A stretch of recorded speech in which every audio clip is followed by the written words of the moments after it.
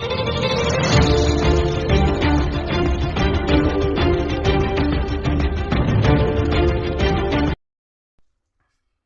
Hello friends, how are you all? आप सभी कैसे हो? आई होप आप सभी अच्छे होंगे और अपनी पढ़ाई को अच्छे से कर रहे होंगे। फ्रेंड्स, कल की क्लास में अपन ने साइंस में लाइट के बारे में समझा था। लाइट के बाद में अपन ने परावर्तित किरणें और आपतित किरणें तथा आपतन कोण और परावर्तन कोण के बारे में अच्छे से समझा था।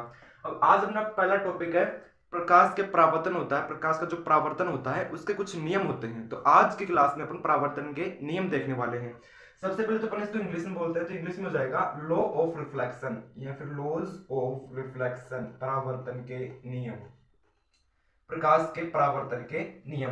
कल अपन ने अच्छे से समझा था कि यहाँ पर एक थी अपनी सतह, यहाँ पर एक अपनी सतह थी। इंग्लिश में बोला था अपन ने सतह, सॉरी सरफेस, इंग्लिश में बोलेंगे अपन सरफेस, इंग्लिश में बोल देंगे सरफेस और हिंदी में बोल देंगे इसे अपन सतह।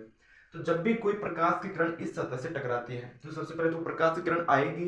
तो जो प्रकाश की किरण किसी सतह से टकराती है तो उसे नाम दिया था अपन ने, उसे नाम दिया था आपतित किरण, उसे अपन ने नाम दिया था आपतित किरण। आपतित किरण को अपन ने इंग्लिश में बोला था इंसिडेंटरी रे। उसके बाद में जो किरण किसी सतह से टकराएगी वो परावर्तित होकर चले जाती है। तो ये किरण आई और ये परावर्तित होकर इधर चली गई, यानी कि मुड़ गई। तो इस किरण को बोल देंगे अपन परावर्तित किरण।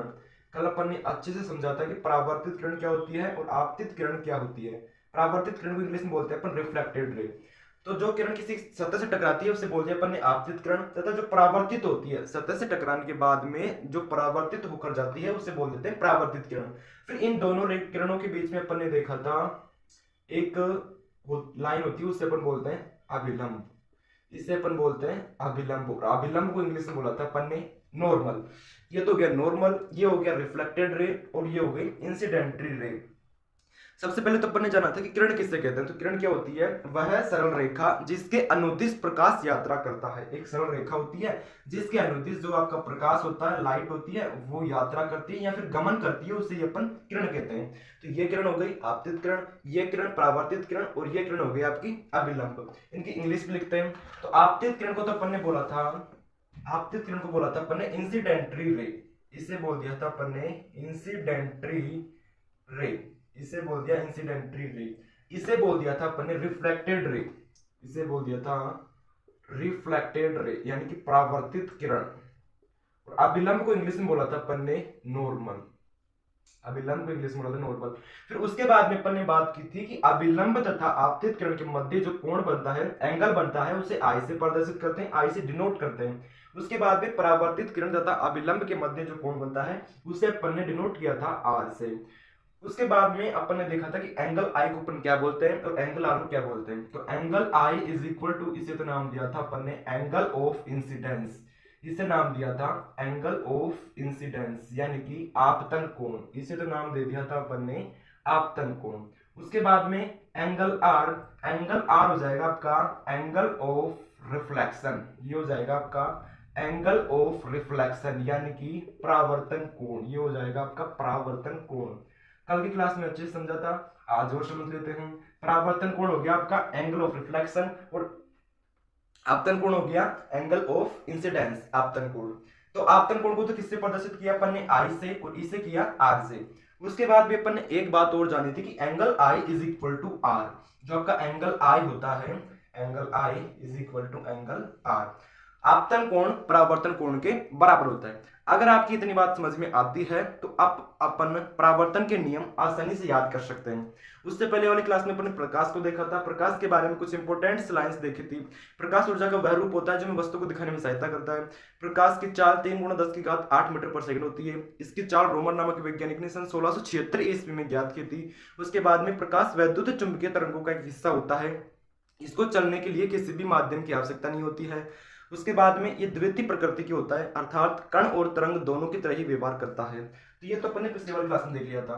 फिर ये आपके पूरा समझ में आ गया होगा। इसे बोला अपन ने सरफेस, ये हो गया आपका अभिलंब यानी कि नॉर्मल, ये हो गई आपकी आपतित किरण यानी कि इंसिडेंटरी रे, ये हो गई परावर्तित किरण यानी कि रिफ्लेक्टेड रे। उसके बाद में आप अभिलंब तथा आपतित किरण के मध्य जो कोण बनता है उसे आपतन कोण यानी कि एंगल ऑफ इंसिडेंस। उसके बाद में अभिलंब तथा परावर्तित किरण के मध्य जो कोण बनता है उसे अपन बोलते हैं एंगल ऑफ रिफ्लेक्शन। अब बात करते हैं अपन परावर्तन के नियम। तो परावर्तन का फर्स्ट लॉ यानी कि जो पहला नियम है परावर्तन का, वो तो यही हो जाएगा कि आपका जो एक तो हो गया अभिलंब, एक हो गया आपका अभिलंब, दूसरा हो गया आपका आपतित किरण और तीसरा हो गया परावर्तित किरण। अभिलंब, परावर्तित किरण तथा आपतित किरण तीनों एक ही तल में स्थित होते हैं, एक ही तल में स्थित होते हैं। ये हो गया आपका फर्स्ट नियम। फर्स्ट नियम क्या है? कुछ भी नहीं है, अपन जानते हैं कि एक ही तल में ये स्थित होती है। कौन कौन सी? एक तो आपतित किरण, एक अभिलंब और दूसरा तीसरा परावर्तित किरण। दूसरा अभिलंब हो गया, पहला आपतित किरण। तो आपतित किरण, अभिलंब तथा परावर्तित किरण तीनों एक ही तल में स्थित होते हैं। समझ में आ गया? ये हो गया परावर्तन का पहला नियम। अब सेकंड नियम खूब अच्छे से पढ़ लिया अपन ने। परावर्तन का दूसरा नियम, सेकंड लॉ ऑफ रिफ्लेक्शन, वो क्या है कि angle I is equal to angle R. Angle I यानी कि आपतन कोण, angle R is equal to यानी कि परावर्तन कोण। तो ये दोनों क्या होते हैं? बराबर। ये हो गया दूसरा नियम और ये परावर्तन का नियम हो गया। ये कंप्लीट हो गया टॉपिक। वापिस समझो, परावर्तन के नियम है आपके दो।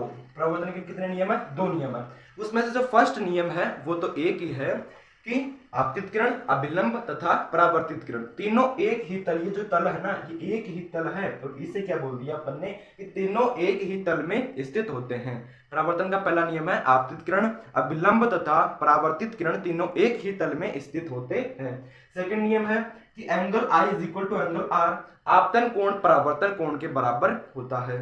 आई होप आपको समझ में आया होगा, अच्छे से याद हो गया होगा। एग्जाम में आए तो चुपचाप से छाप देना कि आपतित किरण, अभिलंब तथा परावर्तित किरण तीनों एक ही तल में स्थित होते हैं। उसके बाद में angle I is equal to angle R, आपतन कोण परावर्तन कोण के बराबर होता है। तो फर्स्ट तो हो गया आपका नॉर्मल, एक तो हो गया नॉर्मल, दूसरा हो गया आपकी इंसिडेंटरी रे। इंसिडेंटरी रे को बोल देंगे अपन आपतित किरण, इसे बोल देंगे अपन रिफ्लेक्टेड रे। तीसरी हो गया आपकी रिफ्लेक्टेड रे यानी कि परावर्तित किरण। अब फर्स्ट नियम तो क्या है? फर्स्ट लो है आपका कि ये तीनों एक ही तल में स्थित होते हैं, एक ही तल में स्थित होते हैं। यह हो गया आपका पहला नियम। अब सेकंड नियम है कि angle I is equal to angle R. जो एंगल ऑफ इंसिडेंस है वो एंगल ऑफ रिफ्लेक्शन के बराबर होता है, समान होता है। ये हो गया आपका सेकंड नियम।